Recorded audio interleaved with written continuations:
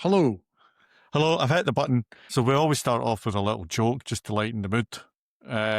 Chris has spontaneously found Right, one. are you ready for it? I can't wait.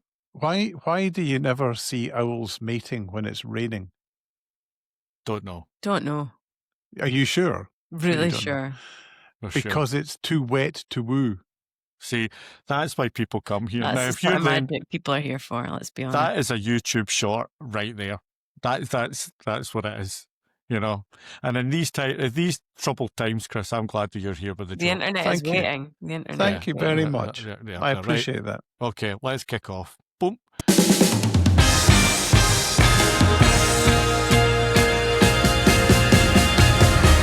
Welcome to the Good Brand Podcast. Good is a brand consultancy. We are in the United Kingdom. And we get together to talk about brand stuff. We work with clients all over the world because we like doing that, and it's good stuff. And then we've got thinking, thoughts. You can tell this isn't scripted, so we just take and think, and we just have a little chat about things that we've written about on our website. This is almost like the director's commentary of our blog section. Do you like that? Do you like that? That's beautiful. So thanks everybody. And I'm joined. Well, first of all, my name's Stewart Steel. I work at Good, which is good. I'm joined as ever by Chris Lumsden. Hello, I work at Good too. Yep, and Julie Murdoch. Hello. And so, we're here for a chat. And today, it's normally me that has to do all the interview. I get interviewed about what I've written, but Stuart's written a thing that I'm quite taken with, and it's bounced around my head. But it's got a weird title, Stuart. You wrote this thing called "What's That Coming Over the Hill? Is it a brand-eating monster?" Yeah, what as you can tell, are you talking about? It wasn't SEO'd. It's not search engine optimization. That I read a couple of things, and then clients have been mentioning it for years. Clients talk about cheap Asian imports. It was always the kind of thing where we were talking about the future. In a pejorative sense. And it's it was implied cheap, both in cost and in quality. And the clients were kind of, we've got cheap Asian imports. We've always got to think about them. But it was seen as a distraction. It was seen as something that, they're there, but we don't have to worry because we are us. We are us, and we are because we're just we're inherently better. And we've got it. And the challenge is over the last 5 years is that clients are still talking about it, but with a little bit more sense of concern. That and it's not necessarily that the product is now of a quality that is concerning. The price point is a point which is concerning because it's cheaper. And combining with that kind of thing, the products that they're now coming over is good enough.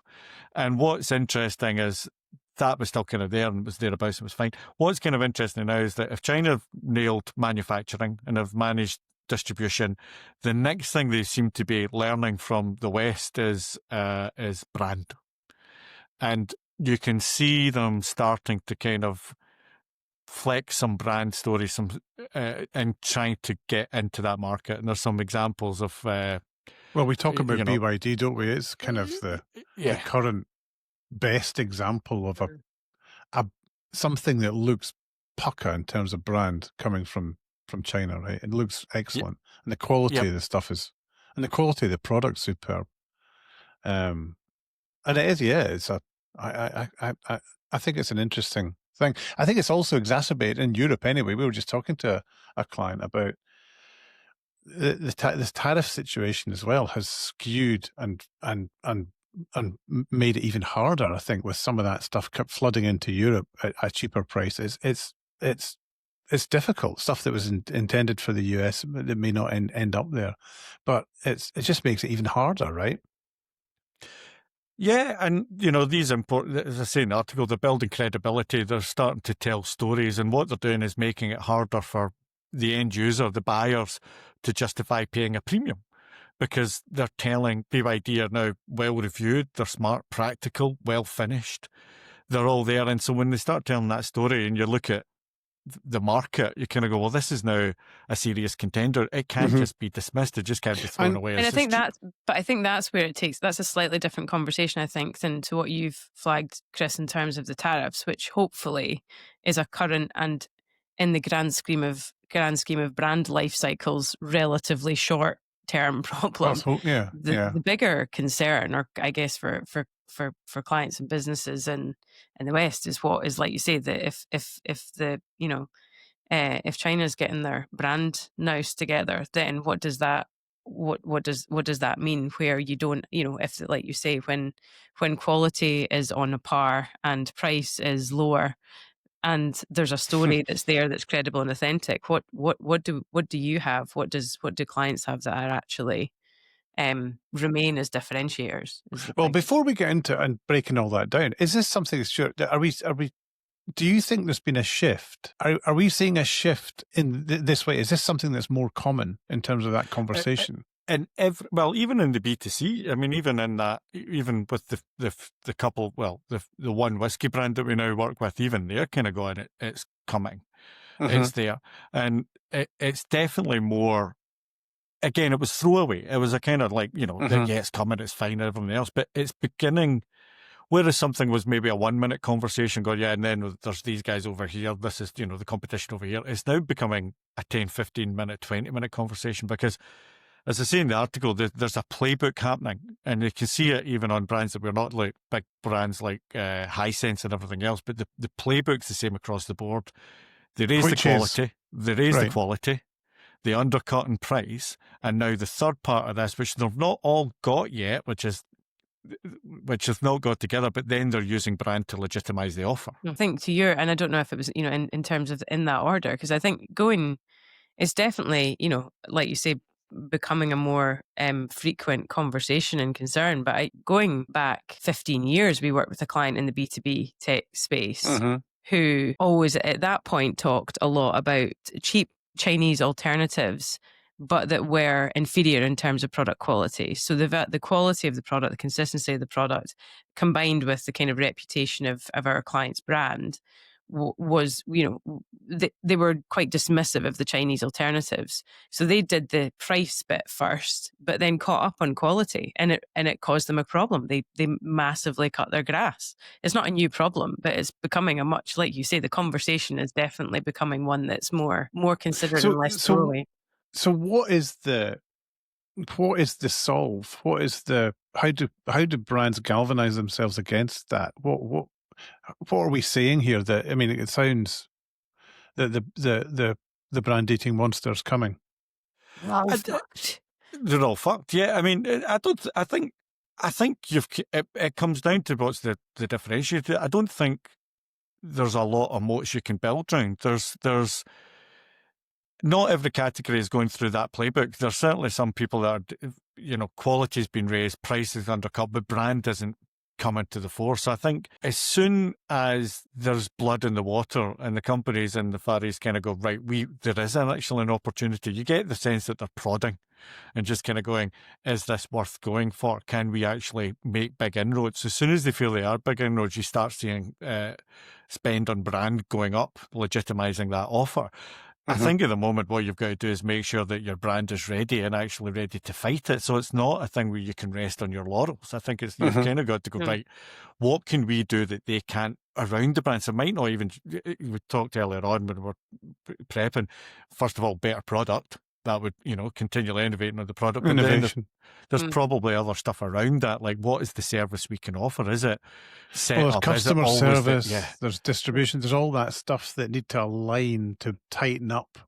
Yeah, what you can do here that outperforms what comes from further away, right? I think, and I think I would, also say because we have this conversation often about, sometimes the challenge, particularly in the B2B space, in actually securing that at board level, securing that consistent and continual investment in brand building activity. And I think there's one thing having your service and your product clearly defined and your ducks in a row in terms of the story, but you've also got to tell, then there's the point around mental availability and salience. Are you the brand that's front of mind when someone is looking for X, Y, or Z? And that only comes through a consistent investment in building those brand stories and building those brand perception. 100%, and I think that's what it's got. It's not a one and done. It's kind of there. I mean, we talked earlier on about Le Creuset, and because I watched a Wall Street Journal thing about it, and and it's an incredible place with a lot of heritage and brand, but you're kind of going, it's £250 for a pot. Can I just buy a Chinese one, which will look the same, will have the same quality? And I think one of the phrases in 2025 for me has been, it's good enough. And a lot of the kind of stuff, it is good enough now. It's not, if anything, changing the Far East perception of cheap, inferior imports is now kind of going, this is good enough and at a good price. Is that not what happened to the luxury sector with the handbags, where, a handbag that was £7,000, people have found out that they're being made in the same factories that are selling them for, 700 or 70, it's interesting the way that, that stuff can be, that margin, it becomes that premiumness can be destroyed. But that's where I think the conversation around brand in the B2C space does fundamentally play a part, because the only thing you're then differentiating on is brand and the values that are associations that exist with.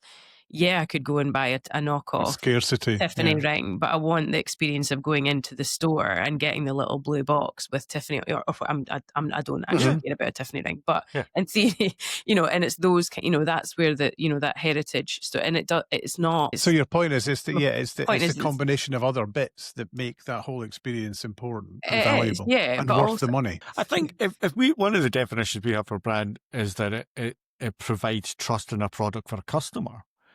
And so you've kind of then got to go, well, how are we positioning our brand to get the most trust built within our customer base? Well, what does trust look like in this space? And for example, a Hisense telly is it the fact that it's got it's not going to break? I mean, we talked about Kia earlier on, and they built trust up with the 7-year warranty. That's how that's building trust within a brand, saying, look, your perception of this. A product feature, but essentially it's doing all of those underlying, you can trust us not to break down. We're putting and we'll put our money where our mouth is. Our perception is that you think we're going to be cheap and going to break, but actually we're going to counter that with the brand. So how are you putting that trust in your brand, especially in that B2B space where there's a lot of, the emotional thing is, I don't want to look stupid, primarily because I'm going to spend a lot of money on something and I don't want to look stupid. How are you building trust within your brand that somebody's going to buy it? And it goes beyond price. It goes, what protects you? So I think there's elements of that in there. And as you talk about this, Stuart, I think, and to your point, Chris, about it's all the other stuff that's built around the core product that ultimately that helps in terms of making a difference. And it's a difficult corner to be painted into to get yourself out of. But if brand is going to be the third leg in this chair, you've kind of got to take a look at it and go, are we ready? When they do decide, if they decide to kind of come for you, is your brand prepared for it? Because at the moment, price is difficult, quality and product is difficult, brand will be the differentiator, but you've got to make sure it's all true, and you've got to build stuff around that brand to build trust with that B2B customer. Yeah, so things like, heritage, we talk about heritage, heritage brands have got, and your point about Le Creuset or some of the luxury brands we talked about, they pull that lever, don't they, heritage, and it can be a very powerful differentiator, and it's a well-trodden path, but it doesn't, and it gives you some deep roots, but it doesn't guarantee success or guarantee that you will prevail over these imports, because price does play a part at some point. But it's about being sure you're match fit, right, and you're ready as much as possible. The rest of it is about the other stuff, the other bits, the customer service, the after sales, parts, whatever it is got to be slick. The regionality of it may actually work for you in certain types of purchases. Yes. You just talked about, big B2B expensive purchases. I think sometimes people want to go and knock on the door and have a look round and make sure that the headquarters are, pucka. That may be that these kind of things begin to play a more important experiential role in the brand.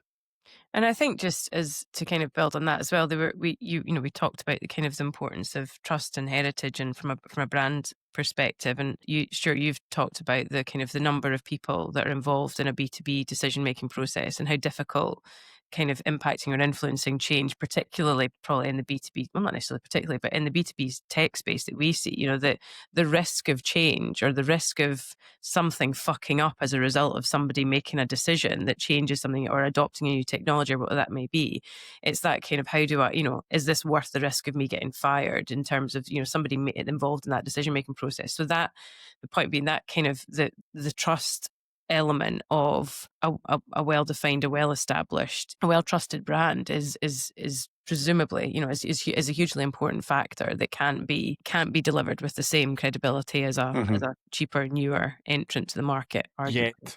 Yet, and that's the point, isn't it? Yeah, and I think that, so I mean, I end the article with no solution, which is my favourite kind of article. And basically what I kind of say at the end is like, if your brand strategy is static, you're already behind. You know, if you've kind of looked at it, that's not happening.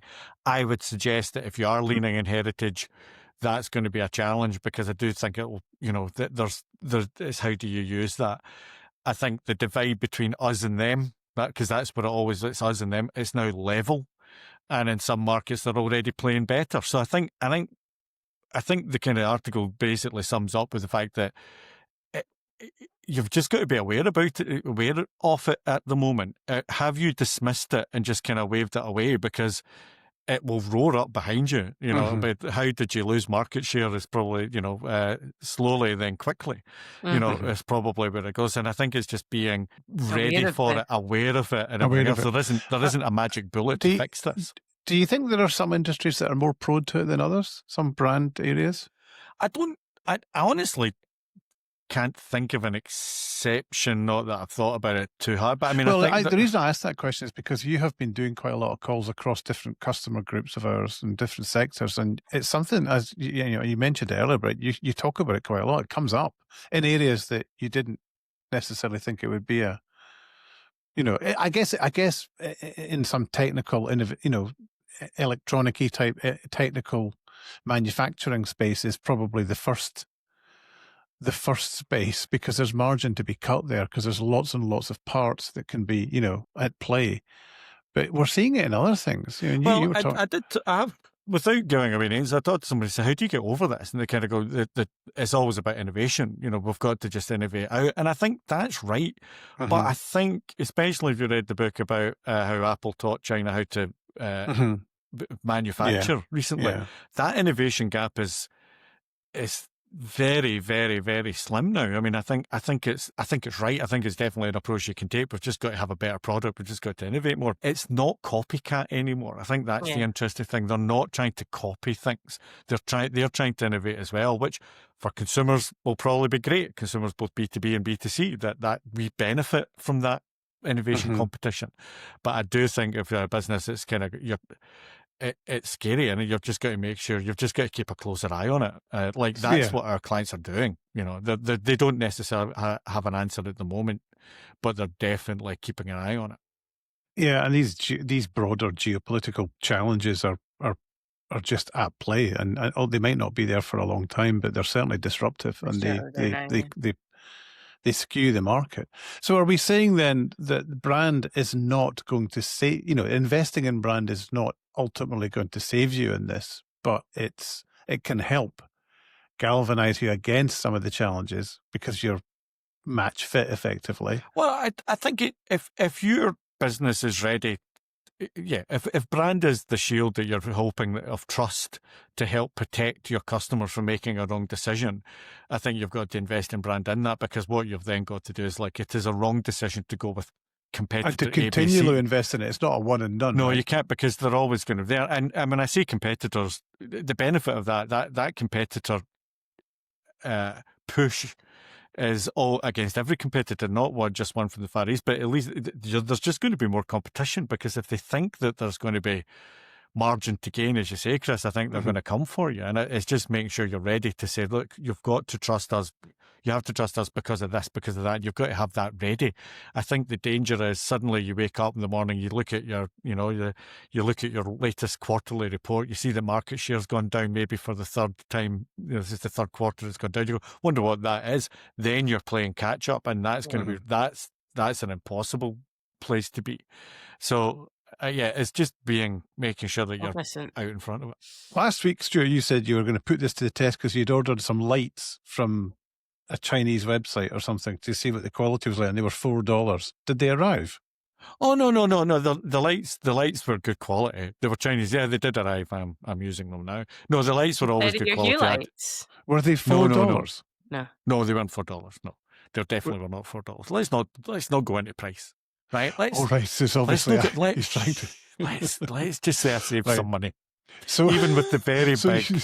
So by buying them, you saved some money from the premium brand. No, this is a good brand. It's a good brand. It was just basically, I was more interested in the AliExpress experience, which I don't recommend because, I got hit with a very large import custom, even though it did say on it, all VAT paid. That turns out to be a lie. So again, trust, trust. That turned out not to be true. And then my partner, who will remain nameless, picked up the thing from the post office. Goes, so what's this? I went, no, don't you worry about that, princess. Look, let's watch a murder mystery on Netflix. So that nothing to do with the story of Stuart's life. Basically. I know. It's what they were neither cheap nor better. Oh no, they were not cheap, and they are better. They're good lights. They're great lights. I knew they were. I wouldn't have bought. I was not going to spend money on rubbish. I wouldn't have bought rubbish. Hell no. But I also then bought the same light because I needed one more at the weekend over on Amazon in the UK, and it came the next day, and I felt a lot. And I'm protected by British consumer law as opposed to So I mean, trust that kind of thing. AliExpress does not build up trust yet, even though on paper. Well, on digital so when you paper, scale that into B2B, scale that up to a huge expensive purchase in a B2B sense, and it counts for a lot. Well, I think that's the thing, isn't it? It's not that it doesn't matter anymore. It's just that you can't solely rely on it anymore because they're obviously, with factors like quality and price. Price has always been the kind of, I guess if these alternatives have led with price as a differentiator, but now the quality and other aspects of it are catching up, then it's just you can't solely lean into trust and heritage and expect people to be there for the long haul if something more credible is nipping at your heels. It's going at heels, absolutely. Yeah. But I can now run an entire news organisation from my from this room because I've got all the lights, got everything. I've got it all now. Literally all the gear and none. A fire risk. Yeah. Very good. So is that us then? Aye, that was good. That was good. That was interesting. I mean, we haven't resolved anything, but it's just an interesting thing that we're saying. Get your shit together. Anyone got any thoughts? Feel free to share. I like it. All right, smashing. It's been nice being all back together again. We've been doing a lot with guests. I know. It's nice to get back together. I know. Julie back in the fold. I know. It's nice. It's nice. Right, watch the roads. Right. Okay. See you soon.